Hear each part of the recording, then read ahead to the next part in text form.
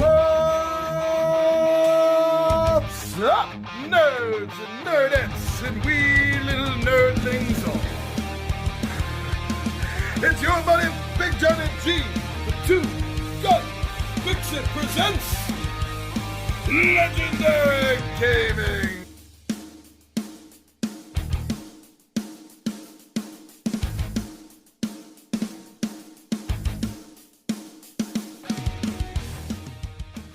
Green Ronin Publishing brings us Sentinels of Earth Prime, which is a card-based slugfest of their popular RPG, Mutants and Masterminds. This game is good for 2 to 5 players, ages 12 and up, and should take you about an hour or so to play. So now why don't we jump right into the setup of this game? It should be fast enough, so why don't we jump down to the table. Sorry to disappoint you. Huh? You triggered my trap card!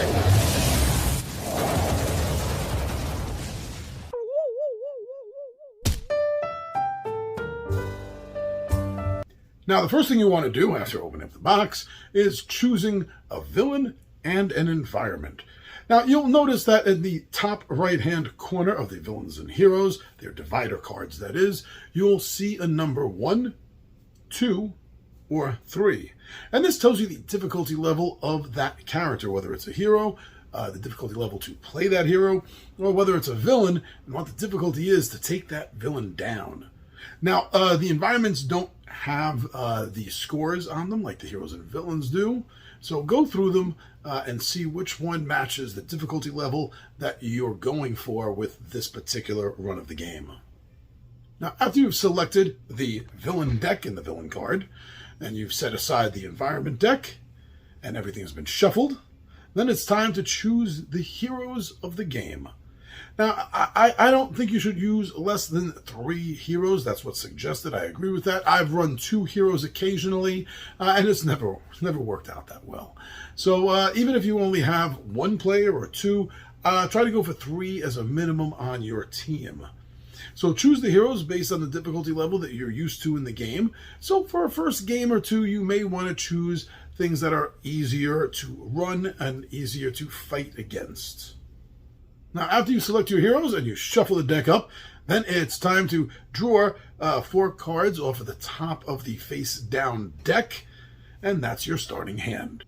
The game also has a series of damage tokens and modifier chips, so you're going to want them handy off to the side of the playing area as well. The damage chips, of course, are there to keep track of the damage that you're taking, while the modifier chips are perfect for assigning right on top of your character card to remind you of any bonus or negative effect that they are going to be receiving for that turn or for the rest of the game until a card effect is taken out of play, let's say. And that's it.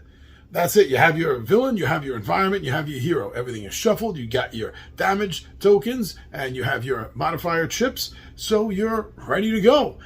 It's that fast. It's that easy for a setup. Everything is right there. That's part of the beauty of a fixed deck system.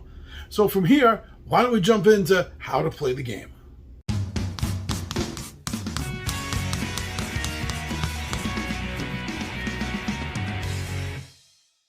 Now, as any writer can tell you, nothing can happen in any story unless an antagonist is there and does something. So, the game always starts with the villain taking the first action. And the game plays through a very, very mechanical system that after a run through or 2, you're going to be very used to. So it starts with the villain, and there are 3 segments of his play phase. The first is start. What this means is if there are any cards out in play that have the at the start of the turn written in the beginning of their cards, then that effect will take place for the villain now at the start of the villain's turn. So after that, the villain gets to play a card. Top card of the deck will be played and run through exactly as it says. Whether it is a minion or another card effect, it will take effect right away. And then finally, just as it started with, well, start, it ends with end. So there are some cards that say at the start of the turn, villain's turn, and there are others that will say at the end of the villain's turn. So any card that says that will now take effect. So it is definitely a 1, 2, 3 hit that the villain is going to do on you. Maybe not so much the first turn, but then again, during setup, it may have told you to get something out of the deck and in play for the villain. So yes, maybe even from the very start of the game, there may be a start effect or an end effect. So be very careful how you read. And this is for the entirety of this game system. Be very careful how you read the rules on the card and take them as literal as possible. Now, after the villain goes, the heroes get to react to this, which again follows good story writing. Now, as a hero, you have a little bit more than 3 phases like the villains did and like the upcoming environment phase does. So yes, you do have a start effect. So if there's any cards in play that you have in play that say at the start of the hero's turn, yes, then that's going to take effect right now.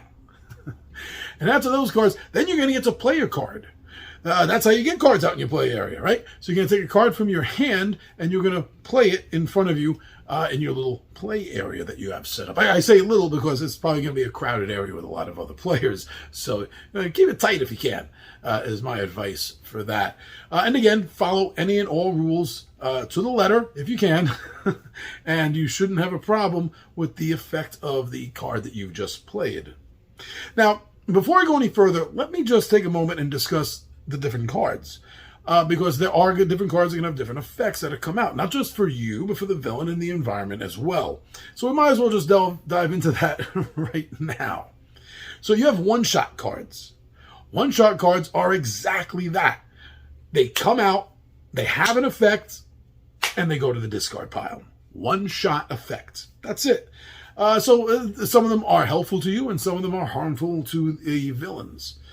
Also, another thing about how the cards read is there are cards that will say will damage all non-villain targets. And it means exactly that. Anything with a hit point number on it that is not a villain will take damage if a card says something like that.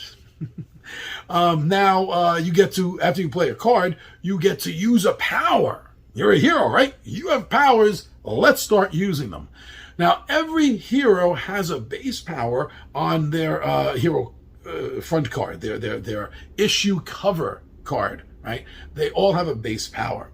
But some of the cards that you put out into play in front of you are going to have powers on them. That's another one of the card types, power.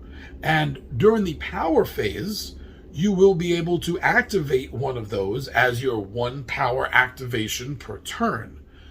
Now, that is talking about the types of cards, the sort of keywords on them. So there's also another one, ongoing.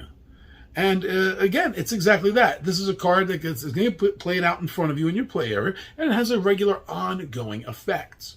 And whatever the card says, read the card, and that effect is going to take place until the card is taken out of play.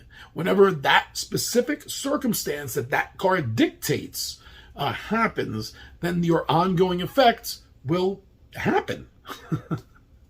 Equipment cards. Okay, there's equipment cards, and I think most of the time equipment cards almost always have hit points too, is to symbolize how they can be destroyed and taken out of the game. And equipment cards are usually also, to some degree, a lot of them are also another condition called limited, which means you can only have one of that specific card title out. So if it's a razor rang or something similar, then, and it says limited, you can only have one razorang card out in play in front of you, or utility belt, or whatever the piece of equipment is. So some of them will also say limited. And yeah, the minions, which is something that the villains will be taking out of their deck and try to flood you with minions, and the minions' attacks will be trying to nickel and dime you. So again, minions, just like equipment and a few other cards in there, you're going to find hit points on. So remember, anything with a hit point is a potential target for you. And again, I want to stress this, if a card says something like, does damage to all non-environment targets. then that means anything that is not an environment card but yet has a hit point on it will take damage from the attack. So be careful how you read this. Now, speaking about damage, I also want to take this moment to talk about the Circle H, which is a symbol this game uses. It's found throughout many of the cards because it handles an effect. And what the Circle H is it tells you how many, what the number is that is going to be affected by this card. And Circle H means the number of superheroes, of heroes in play in the game, not the number of players. Like, remember, you could be one player running 3 heroes. It still counts as 3 heroes and not 1 when you see that Circle H. And there may be an addition or subtraction to it. It may be Circle H minus 1. So if you have 3 heroes around the table, then that'll be 2. That's what Circle H minus 1 would mean in your 3-player game. So keep your eye out on that Circle H because it's going to be highly important about how certain effects and damages are going to be dished out. There are also like deck-specific card types that you'll find in one player's deck, but they're not going to be in anyone other's, such as Eldritch, I think, has his spells, cantrips, things like that, is keyword type, card type. And you're not going to find that in just about anyone else's, at least not with the beginning game. If they come out with expansions and maybe other sorcerers, sorceresses, witches, warlocks, that would have spell cards as well. But that would be specific just to those decks. So there's a lot of keywords, a lot of card types. Keep your eye out on them because they will affect, to one degree or another, how certain attacks or other card effects are going to take place. Hit points. Yeah, hit points. So obviously, if a hit point gets to 0 on a villain, environment, equipment, anything with health, that card is then taken out of the game. Under most circumstances, some cards may do something maybe with the card it just defeated. And again, whatever your card and its effect says, follow it to the letter.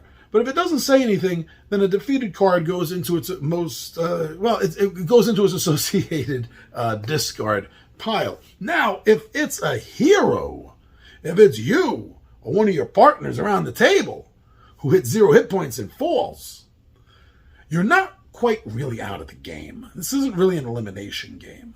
On the back, the flip side of your hero card is what happens when they're incapacitated, when they're taken down, when they fall in combat. And the cards will have several different effects listed on them. You choose one. You choose one of those effects, and that's what you do for your turn, even though you're down and out. So even defeated heroes are still helping the team somehow. Maybe some of those effects are draw a card, play an extra power, or whatever, because you're falling in combat. This symbolizes your teammates rallying over the fact that you've been taken down and defeated. It's kind of interesting. I like that, and to a lesser degree, it does keep that fallen player still in the game and active, which is really cool. Now, before I forget, I wanted to make sure that I mentioned to everyone, don't forget the last 2 pages inside the rule book. I think it's 14 and 15, I think. A great glossary of all the words, the effects, the keywords, types. It'll give you the perfect definition of each and every one of them. And that's the last 2 pages inside the back of the rule book. So don't forget that. And after a while, after a few games, you're really going to get so used to, you're not even going to be using the glossary anymore.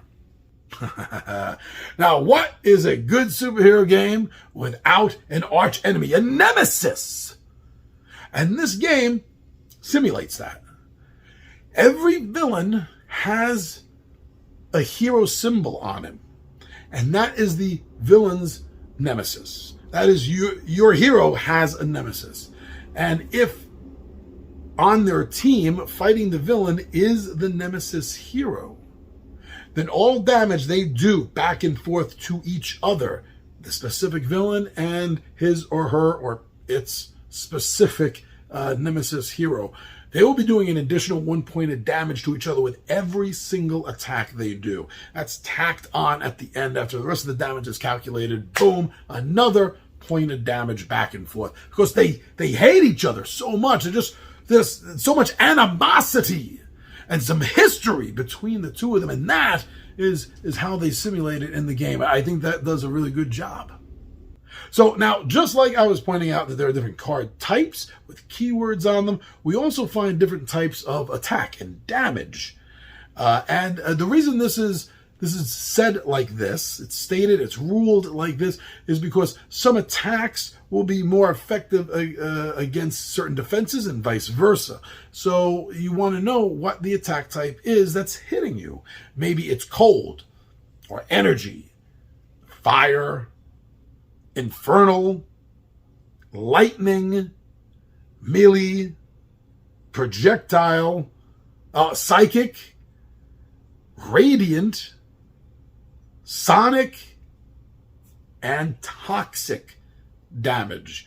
At least so far with the base game, and the 4 expansion packs haven't changed that up. So that's what we're looking at going right into the beginning of the game with the different styles of damage that can happen. Now, 2 more things I want to talk about in combat before I move off of the whole hero phase here is irreducible. There is a type of damage called irreducible, which means that there's nothing the hero can do to lower the damage. If you're taking 4 irreducible fire points, then you can't mitigate that. You can't change it. You can't lower it. No card you have is going to affect or change that, with one exception: an immunity card. If you're immune to fire, then any kind of fire damage, even irreducible, will not affect you, will not hurt you. But that's the only thing that blocks irreducible, is immunity. And I also wanted to mention that when multiple effects are in play, when you're sort of calculating what's going on, you have a bunch of different cards out, it's going to have, unless a card says otherwise that it takes precedence over something, the card effects are going to take place in the order that they came out in. So you really do have to try your best to keep track of that. So it's another reason to control all the extra cards being thrown at you, besides protecting yourself and taking away all the extra damage that these extra cards and minions and the villain's equipment is going to be doing here. You also definitely want to make sure that you are doing what they do in order. I know it's one more thing to keep track of, but when you have to know what's damaging who and what's protecting who first and second and third, that's the way you do it, in the order that these effects appeared in gameplay. Whew! Okay, so that was everything I wanted to touch on with the hero section, right? Because there's start, play, power, and then I got off on the card types because that got into the combat of everything. But now there's 2 other things that the heroes do before their hero phase is over, and that's going to be draw a card and then end effects. Just like there was a start effect at the start of the hero's turn, blah, blah, blah happens. There's an end effect also. At the end of the hero's turn, this happens and the other thing will happen. So that's how the heroes go. So after the villains and after the heroes, then the environment is going to end everything off for that set of turns. And it plays through just like the villain does, has 3 points. It's going to have a start effect. So if there's any environment card that takes place at the start of the environment turn, that effect is going to be happening. Then you get to draw a card off the top of the environment deck, put it into play, and follow the effects of it. Some environment cards will cancel out other cards that are in play. You can only have one type, maybe of headline or something, depending on where you are and what environment it is. And if that's the case, yeah, replace the old one. But if it's not the same type and it doesn't say to replace, then those environment cards, just like the villain cards or your hero cards in play, they're going to start multiplying and coming out and being harder and harder to deal with as more and more things keep piling up on you. And after the environment does the start, then it plays the card, it has the end, and that's it. Then it's back to the villains to start everything off. And this cycle is going to be repeating itself back and forth over and over again during the course of the game. And there's a quick reference guide in the very back of the rule book. If you do nothing else with the rule book, and you should read the rule book through, don't rely just on videos, but it does have a quick reference. And if you want to just open the box up and play the game right away, just follow the quick reference rules in the very back, and that'll help you do that. But that's it. It's a really simple game to play. The rules are not that fidgety at all, and everything is pretty much straightforward. Just make sure that you read the rules and interpret them as exactly as possible. That's my best advice for this game. Even I sometimes forget to do that. So thank you for checking out this episode of Big Johnny G's How to Play Sentinels of Earth Prime by Green Ronin Games.